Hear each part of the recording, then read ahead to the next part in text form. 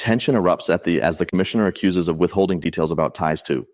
Debate over witness disclosure intensifies. Just on two issues. I'm asked to depose to an affidavit confirming that I Mr. Bana will have the last... he can have the last, indeed, Chair.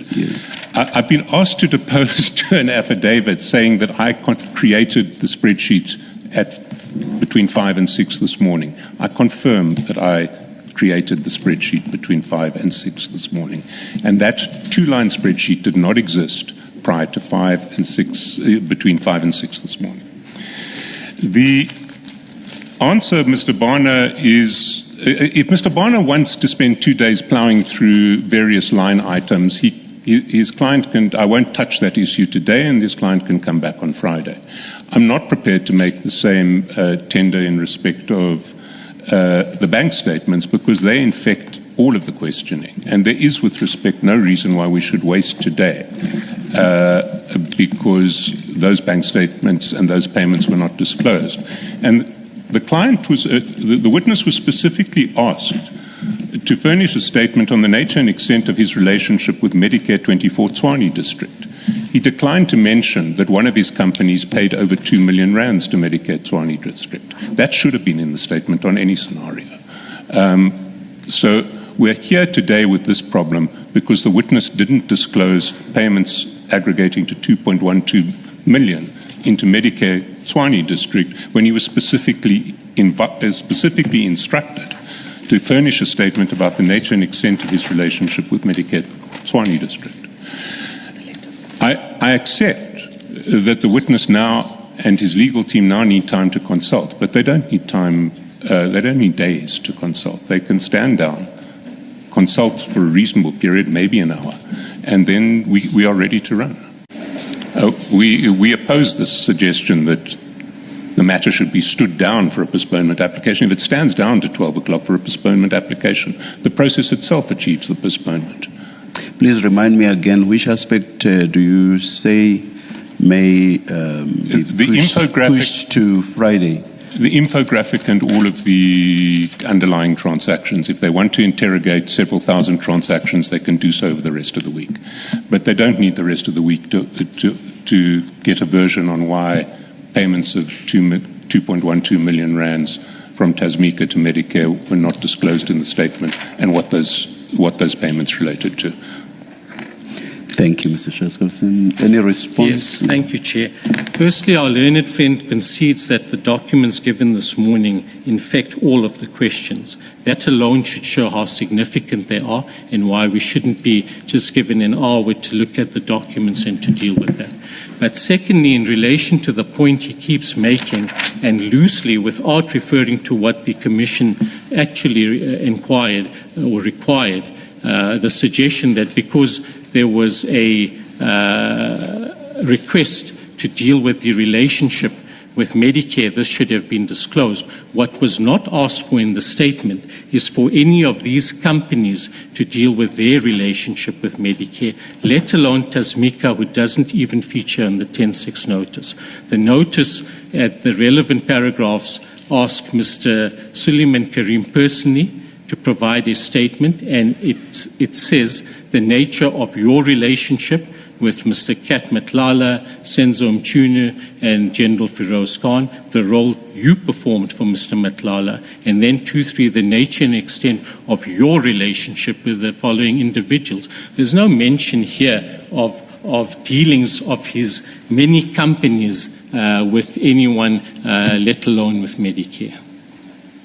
Can I ask Mr. Bana, on that last point, if you take that attitude that there is no mention of explaining the relationship of his companies with Medicare, why does he tell us about the Ziggy 10 million rand payment? Because that is a payment from a company. Yes. That he is happy to disclose voluntarily. Yes. He disclosed it, and please make me understand why does he not think, or why you think that a disclosure about this later payment now doesn't fall in the same category? Yes. There are two answers to that, but something else I'm going to make in submission. Firstly, when he deals with Ziggy, Ziggy is specifically mentioned in the 10-6 notice. But secondly, the fact that he might have, in explaining some of these things, dealt with some of the companies. Let's assume Ziggy wasn't there. Doesn't mean, therefore, I'm dealing just with a point to say you should have gone and investigated and disclosed in your statement, Tasmika, the culpability point. I'm saying there's no culpability here for him not dealing with Tasmika. We are a commission of inquiry, which is fact-finding. We want to know when I think it doesn't sit well for a witness, by the way, a witness of the commission. Everyone unless you have a different understanding of the people that are appearing before us here, they are all called by the commission to come and testify, and Mr. Carrim is no different.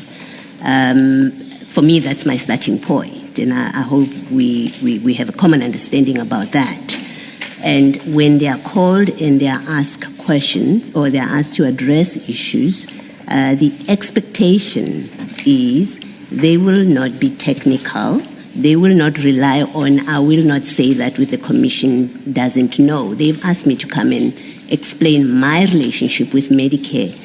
If he speaks to Ziggy clearly, even if the notice from the commission mentions Ziggy, it's clear from that, I would have thought, that the commission is interested in the entities, that he's got his personal relationship and his entities. And if he intended to be open with the commission, I would have expected that he would speak to all the entities, including ones that are not mentioned in that notice, because he accepts that he's being called to come and assist us to determine the facts. No, there's a false basis of what you're putting to me, a false premise. The witness is guided by what he's required to deal with in the summons and in the notice. And now he's here. Okay, and now he's here. Can I finish my let me just clarify myself so that when you finish your story, you can address what I'm wanting to clarify, because you're doing this for my benefit, not for your benefit. It's to help me understand what it is we are dealing with here. The witness is called here to come and assist us in our fact-gathering process. A company is mentioned because that's what we know, what the evidence leaders have found a company through whatever investigative processes. The witness knows something else that relates to the very same question, the relationship with Medicare. He knows something else, and he chooses to hold it back.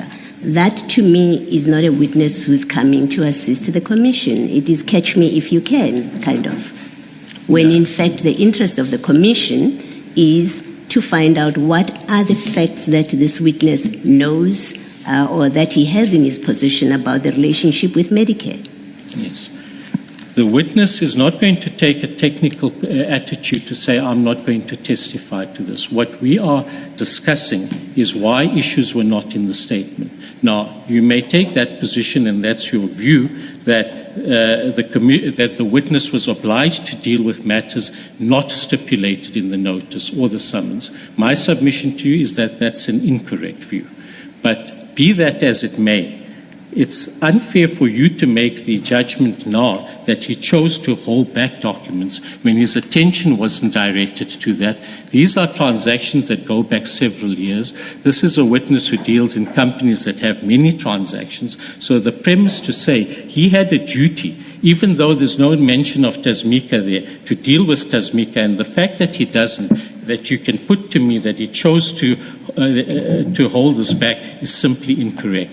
But all of this goes to no more than the criticism to say it should have been in the statement. We say that's an unfair criticism. Our learned friend can ask the questions. We are not taking a technical attitude that because it wasn't there, you're not entitled to ask the questions. But I do that to neutralize the criticism that this had to be dealt with in the statement. And that criticism is simply an excuse for the Commission having produced this at a late stage.